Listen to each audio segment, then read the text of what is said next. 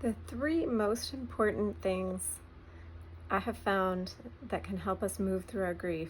First one is being honest with ourselves and acknowledging that we're even having grief, not pushing it aside in those quiet, solitary moments where we're not distracting ourselves, but just really getting real that I am, I am, I'm grieving.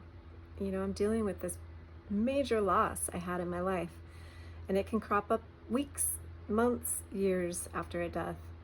Second is writing. Write down things cathartically, your feelings, your thoughts, with no judgment. It's not being graded. It just is whatever flows as you continue to have the pen on the paper or typing.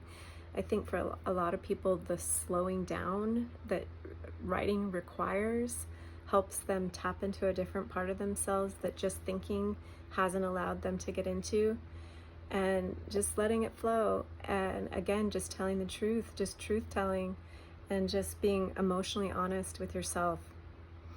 And then thirdly is sharing what you find, what you notice, your insights, sharing it with others.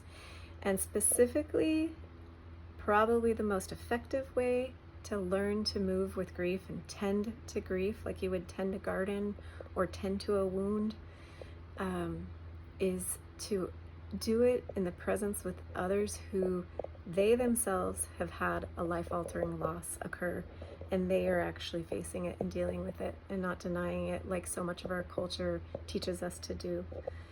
And that's about it. I mean, if you wonder why people suck at grief, it's because we also kind of suck at handling death. Not kind of, we do. We live in a culture that's denying death. And so then it just kind of is this cause and effect. Which came first, the chicken or the egg? Were we just bad at dealing with grief, so then we were bad at dealing with death, or the vice versa? I don't know. But it's something we're all learning, and we're bringing out into the light of day, and I'm noticing people living more fully because of it.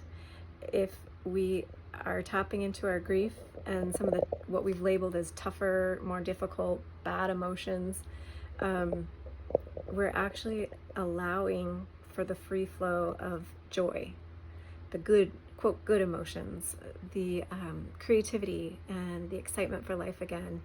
And I don't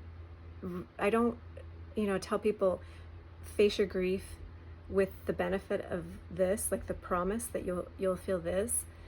But lo and behold, almost any time I'm worked with people for some time and they start to tap into it, they just start to feel the richness of life again. There's a lot of energy caught up around it, especially if it was a life-altering loss. Take good care.